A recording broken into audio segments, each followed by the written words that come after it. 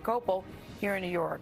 We're about to hear an historic formal announcement of articles of impeachment accusing President Trump of abuse of power and obstruction of Congress. House Speaker Nancy Pelosi and the Democratic chairman of 5 House committees are all set to reveal the charges on Capitol Hill.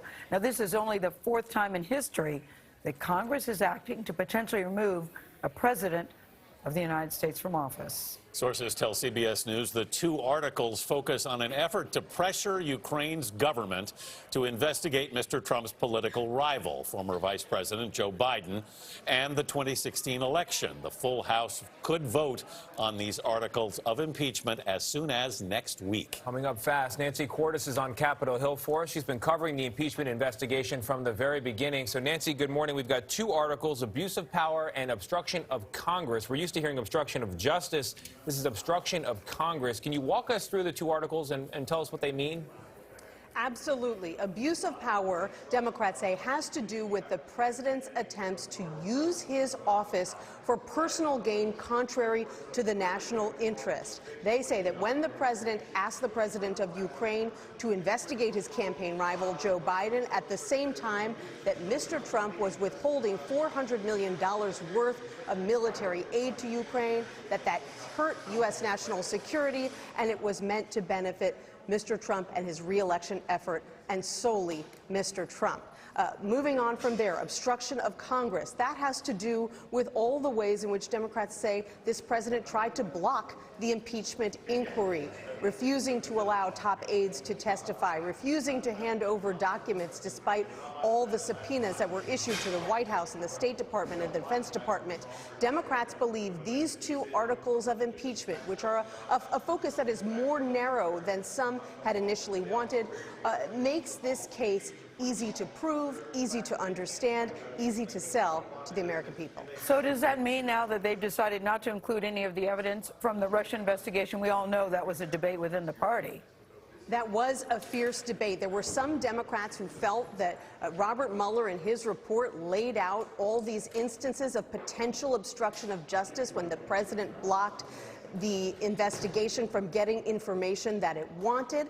Democrats felt if we've got that information, why not work it into impeachment? Wouldn't that make the case even stronger? But you had a number of other Democrats, a lot of moderates, Nancy Pelosi herself, which is a big factor, who felt that keeping impeachment more narrowly focused would give them a more airtight case, a case backed up with a great deal of evidence, a case focused solely on this Ukraine controversy and nothing else. And it appears that that's the side that won out, Gail. All right, thanks, Nancy. Chief Washington correspondent Major Garrett has covered the Trump administration since it began. He also covered the last presidential impeachment, where Bill Clinton was put on trial 20 years ago. Major, good morning. Good morning. Why do you think that the Democrats have backed away from a word that they used quite prominently not so long ago, bribery, and also extortion? What's the reasoning behind that? Well, they clearly don't believe they have the evidence to make that case stick. Bribery, extortion, those were words that had great power and force just about a week ago, maybe 2 weeks ago, absent from this docket, if you will, of impeachment articles. And there's also something else conspicuously missing. Obstruction of justice. As Gail noted, that's what we're typically accustomed to hearing from when Congress decides whether or not a president has done something so bad that it must impeach the president. Obstructing justice has been part and parcel of both the Clinton and Nixon impeachment procedures. Not so this time. Why? Because House Democrats have, by any historical measure, accelerated this impeachment process. So they have not gone through what other impeachment processes have. Court challenges over disputed access to documents and or witnesses. If a White House defies a court order to comply with the congressional subpoena, then you can propound an article of obstruction of justice. But Democrats don't want to wait for those court procedures. In some cases, haven't even engaged them to test this question in court. So they're left with obstruction of Congress, which is a smaller sounding and, in the history of impeachment, less enforceable or less, let's say, strident accusation against the White House. In both cases, House Democrats are in full public view walking back away from some of the things they were alleging quite loudly just 2 weeks ago. Major, you mentioned the timing and the pace of this. It's going quite quickly. What is the timing and the pace, and also the pattern of voting with party line votes all the way? What does that say about politics at this moment in the age of Trump and also going into 2020? One of the most fascinating things about this procedure, Tony, is that the things that are most contested are the things that are in full public view. This is not an impeachment argument about something that happened in secret that has been unearthed. Democrats say, read the transcript. The president is quite clearly using a quid pro quo, leverage of the power of the United States over a weaker ally, Ukraine. The White House looks at it and says, we released the transcript. It's completely exonerating. Democrats say, look at the videotape of the president on the south lawn of the White House saying, China, investigate the Bidens. They look at that and say to the country, that is absolute proof the president wants another foreign nation to meddle in our upcoming 2020 election. The White House looks at that and says, that's just the president being a hardball transactional leader forcing a way to deal with corruption. That in itself exemplifies the differences of self-same evidence. Here are the chairmen of the relevant House committees approaching the microphones.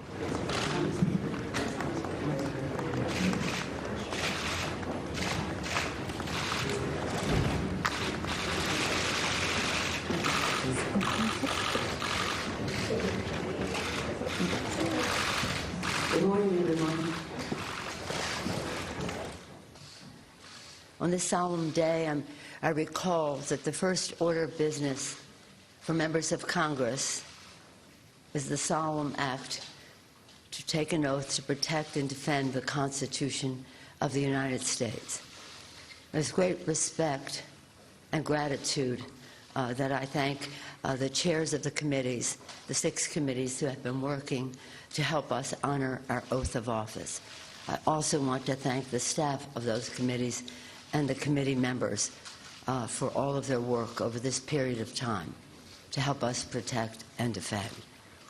I want to thank the chairman of the Judiciary Committee, Mr. Nadler, chair of the Intelligence Committee, Mr. Schiff, chair of the Ways and Means Committee, Chairman, all of these chairmen, Chairman Richie Neal of Massachusetts, the chair of the Foreign Affairs Committee, Elliot Engel of New York, the chair of the Financial Services Committee, Maxine Waters of California, the chair of the Committee on Government Reform and Oversight, Congresswoman Carolyn Maloney.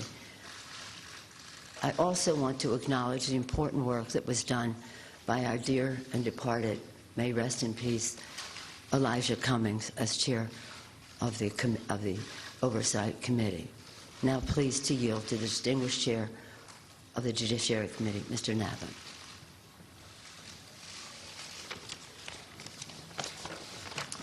Thank you, Madam Speaker. Over the last several months, the investigative committees of the House have been engaged in an impeachment inquiry into President Donald Trump's efforts to solicit foreign interference in the 2020 elections, efforts that compromised our national security and threatened the integrity of our elections. Throughout this inquiry, he has attempted to conceal the evidence from Congress and from the American people. Our president holds the ultimate public trust. When he betrays that trust and puts himself before country, he endangers the Constitution, he endangers our democracy, and he endangers our national security. The framers of the Constitution prescribed a clear remedy for presidents who so violate their oath of office. That is the power of impeachment. Today, in service to our duty to the Constitution and to our country, the House Committee on the Judiciary is introducing 2 articles of impeachment charging the President of the United States, Donald J. Trump, with committing high crimes and misdemeanors. The first article is for abuse of power. It is an impeachable offense for the President to exercise the powers of his public office to obtain an improper personal benefit while ignoring or injuring the national interest. That is exactly what President Trump did when he solicited and pressured Ukraine to interfere in our 2020 presidential election. thus damaging our national security, undermining the integrity of the next election, and violating his oath to the American people. These actions, moreover, are consistent with President Trump's previous invitations of foreign interference in our 2016 presidential election. And when he was caught, when the House investigated and opened an impeachment inquiry, President Trump engaged in unprecedented, categorical, and indiscriminate defiance of the impeachment inquiry. This gives rise to the second article of impeachment for obstruction of Congress. Here, too, we see a familiar pattern in President Trump's misconduct. A president who declares himself above accountability, above the American people, and above Congress's power of impeachment, which is meant to protect against threats to our democratic institutions, is a president who sees himself as above the law. We must be clear. No one, not even the president, is above the law. I want to recognize the great contributions of the investigative chairs, particularly Intelligence Committee Chairman Adam Schiff, Foreign Affairs Chairman Eliot Engel, Committee on Oversight and Reform's former chairman, the late Elijah Cummings, and its new chairwoman, Carolyn Maloney, Financial Services Chairwoman Maxine Waters, and Ways and Means Chairman Richard Neal, who helped lay the foundation for the articles we are introducing today. I also want to thank my Judiciary Committee colleagues who were critical in our work to hold the President accountable and in the drafting of these articles. Later this week, the Judiciary Committee will meet to consider these articles of impeachment and to make a recommendation to the full House of Representatives. We do not take this action lightly, but we have taken an oath to defend the Constitution. And unlike President Trump, we understand that our duty, first and foremost, is to protect the Constitution and to protect the interests of the American people. That is why we must take this solemn step today. Elections are the cornerstone of democracy and are foundational to the rule of law. But the integrity of our next election is at risk from a president who has already sought foreign interference in the 2016 and 2020 elections and who consistently puts himself above country. That is why we must act now. I want to turn now to Chairman Schiff, who will explain the evidence that supports these articles and the need for us to act with such urgency today.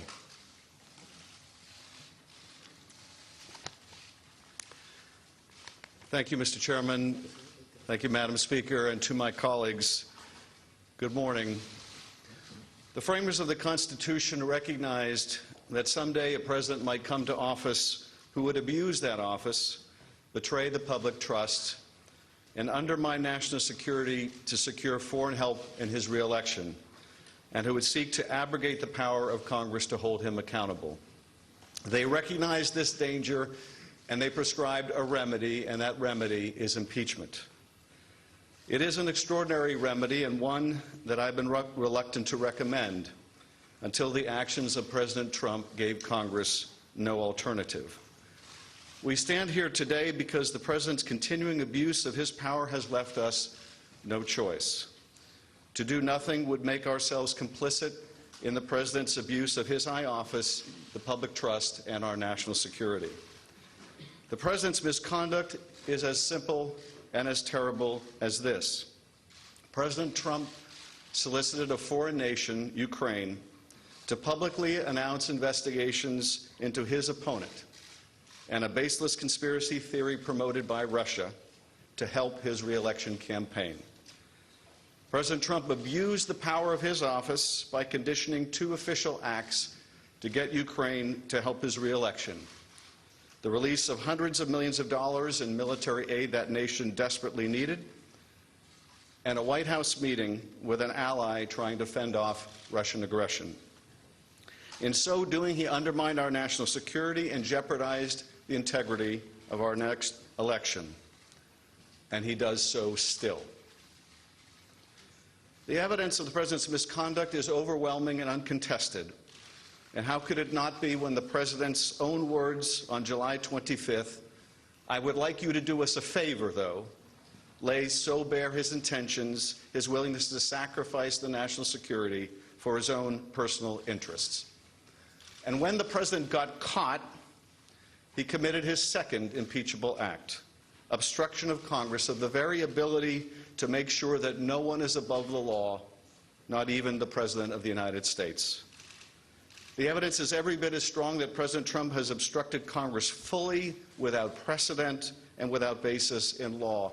If allowed to stand, it would decimate Congress's ability to conduct oversight of this president or any other in the future, leaving this president and those who follow to be free to be as corrupt, malfeasant, or incompetent as they would like, with no prospect of discovery or accountability.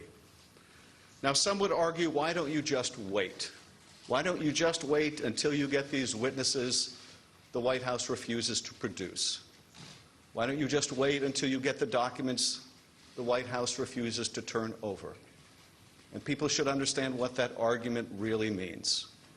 It has taken us 8 months to get a lower court ruling that Don McGahn has no absolute right to defy Congress. 8 months for one court decision.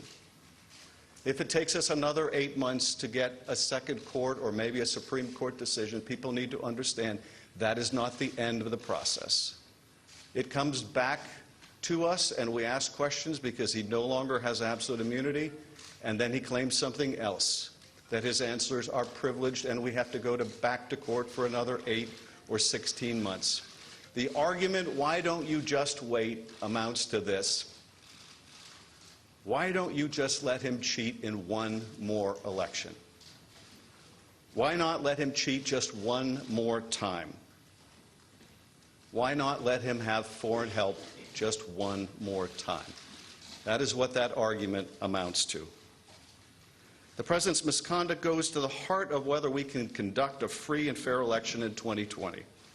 It is bad enough for a candidate to invite foreign interference in our political process, but it is far more corrosive for a president to do so and to abuse his power to make it so. Despite everything we have uncovered, the president's misconduct continues to this day, unapologetically and right now.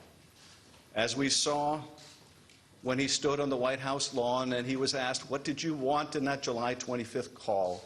And he said the answer was a simple one. And not just a simple one on July 25th, but a simple one today, and that is he still wants Ukraine to interfere in our election to help his campaign. Even this week, the president's lawyer was back in Ukraine seeking to revive the same debunked conspiracy theory promoted at the president's behest. Which gets to the final and most pernicious of the arguments that we have heard in the president's defense, that the president can do whatever he wants under Article 2, including get foreigners involved in our elections, and we should just, to quote the president's chief of staff, get over it. Ben Franklin said, we have a republic if we can keep it. The president and his men say, you can't keep it, and Americans should just get over it. Americans don't get to decide American elections anymore, not by themselves, not without foreign help.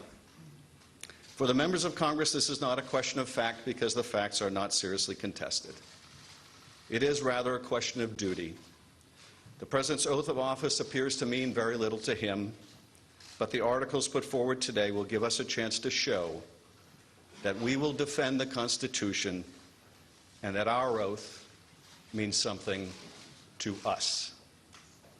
I thank you, Mr. Chairman.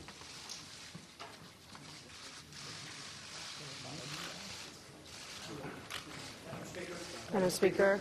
Madam Speaker. Madam Speaker.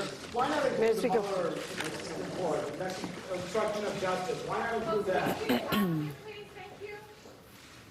Well, you've just heard from House Democratic leaders announcing 2 articles of impeachment against President Trump. The articles accuse him of abuse of power and obstruction of Congress in connection with the efforts to push Ukraine to investigate the president's political rivals. Weijia Zhang is at the White House. Weijia, President Trump has said if the Democrats are going to impeach him, do it now and do it fast so there can be a fair trial in the Senate. It appears that they are giving him exactly what he asked for. It's very sobering, I have to say, to hear Jerry Nadler say, "We're accusing the president of violating his oath to the office of the American people and charging Donald J. Trump with high crimes and misdemeanors." So how is the White House preparing for all of this? Well, Gil, they have been preparing for quite some time because they always anticipated that this day would come. And so there are two parts to their defense strategy. The first is engulfing the existing record, making sure that they're going through all the evidence that's already out here. So they're pouring through transcripts, witness testimony, other documents, so they know that. The other part is preparing witnesses. And senior administration officials told us they couldn't really hone in on that part until this very moment, when they knew the exact articles of impeachment, because that will drive who they hope to call. Of course, President Trump himself has said that he wants to see live witnesses on the stand instead of tape depositions like we saw during the Clinton impeachment. And he even has a wish list that includes the Bidens, Adam Schiff, House Speaker Pelosi, the whistleblower. And that really just goes back to what the president continues to argue. That goes to his attempt to show that this entire process has been illegitimate. And so he continues to attack it. And all of those witnesses, he believes, would help him make that case. So now is the time for White House counsel and the president to convey what they want to Speaker Mitch McConnell, Majority Leader Mitch McConnell, who will ultimately decide the parameters of that Senate trial. Gail. All right. Thank you very much, Weija. Nancy Cordes was in the room when Democrats announced their articles of impeachment, and she's been covering this for us from the start. Nancy, I was struck with one thing. There were 7 House members up there led by Nancy Pelosi, of course, all Democrats from just 3 states, New York, California, Massachusetts, which just continually emphasizes the divide here. We know which way Republicans are going to go. Does Nancy Pelosi have all the Democrats on board? If she doesn't, she's pretty close, Anthony. She only lost a couple of Democrats in the last vote, and part of the reason that they decided to stick with this more narrowly constructed set of articles of impeachment, only 2, no bribery, no obstruction of justice, is because some of her more moderate members were uncomfortable with the idea of dipping back into the Russia investigation when crafting these articles of impeachment. So the fact that they have decided to construct this so narrowly, to rely on 2 articles of impeachment that Democrats across the board feel that they can clearly and concisely defend, that is going to help her keep her party together. Now, will she be able to win over any Republicans? Probably not. But Democrats say they believe that ship has probably sailed at this point. They're comfortable with going it alone. All right, Nancy, thank you very much. Our coverage will continue on our 24-hour streaming network, CBSN. You can watch it at cbsnews.com or on our CBS News app. And there will be more to come on your local